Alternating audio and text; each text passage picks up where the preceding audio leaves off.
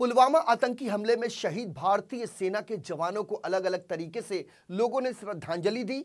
लोगों ने यथाशक्ति तथा भक्ति की तर्ज पर अपनी तरफ से योगदान भी दिया।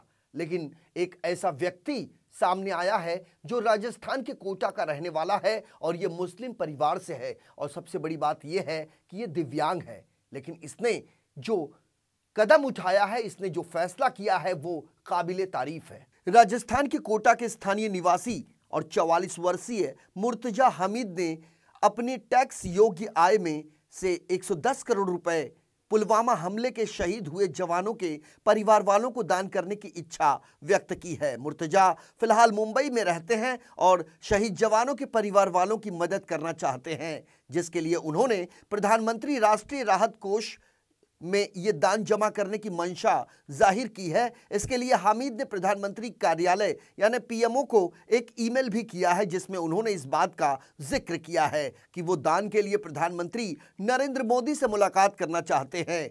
जन्म से ही अपने ही आंखों की रोशनी गंवा चुके हामिद ने कोटा के गवर्नमेंट कॉमर्स कॉलेज में कॉमर्स में ग्रेजुएशन किया है। वर्तमान में वो मुंबई में बतौर रिसर्चर और साइंटिस्ट के रूप में कार्यरत हैं। हामिद ने दावा किया है कि उन्होंने फ्यूल बर्न रेडिएशन टेक्नोलॉजी का आविष्कार किया है, जिसकी मदद से व्हीकल हो या कोई अन्य सामग्री कैमरे या जीपीएस के बगैर ही उसे आसानी से खोजा जा सकता है। 110 करोड़ रुपए हमने डिसाइड किया है अपनी टैक्सेबल इनकम में से देने के लिए, और इसके लिए हमने प्रधानमंत्री कार्यालय में रिक्वेस्ट भेजी है, मिलने का समय मांगा है। प्रधानमंत्री से मिलके ये डोनेशन अमाउंट उनके हाथ में हैंड ओवर करना चाहते हैं। देखिए, हमारे लिए कंट्री फर्स्ट है, और जितना आज वो शहीद जवानों के लिए करो वो कम है। उनकी शहादत की कोई कीमत नहीं है, और जितनी मुझे इस अमाउंट को डोनेट करने में खुशी है, उससे ज़्यादा मुझे दुख इस बात का है। मुझे व्यक्तिगत तौर पे इस बात की तकलीफ है कि अगर मेरी टेक्नोलॉजी सरकार ने समय रहते एक्सेप्ट कर ली होती तो शायद ये 40 लोगों की शहादत नहीं हुई होती। तो जितना मुझे खुशी है अपने डोनेशन पे, उससे ज़्यादा मुझे तकलीफ है।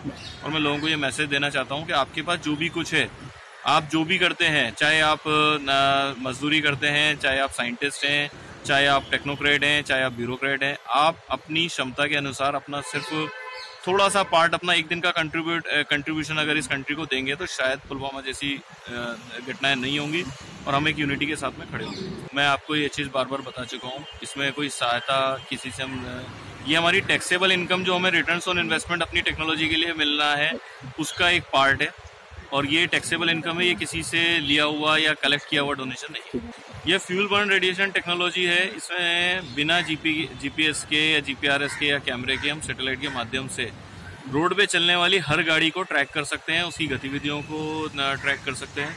तो इससे सरकार को आर्थिक सहायता भी मिलेगी, और सुरक्षा के क्षेत्र में भी हम काफ़ी बेहतर खड़े होंगे। और जिस तरह से मैंने आपको बताया कि ये टेक्नोलॉजी अगर एक्सेप्टेबल होती सरकार के द्वारा, तो फ्यूल रेडिएशन के माध्यम से हम उस गाड़ी के एक्सप्लोसिव का पता लगा लेते और समय रहते उस गाड़ी को रोक लिया जाता, तो इस तरह की घटनाएं नहीं होती। तो हामिद की इस दरिया दिली पर देश उन्हें सलाम कर रहा है, और यही जज्बा अब अपेक्षा की जा रही है कि 125 करोड़ की आबादी वाले इस भारतवर्ष में ऐसे कई चेहरे हैं जो पुलवामा आतंकी हमले में शहीद हुए जवानों के परिवार वालों को आर्थिक मदद करना चाहते हैं, और उनकी ये मदद उन परिवार वालों तक पहुंच भी रही है।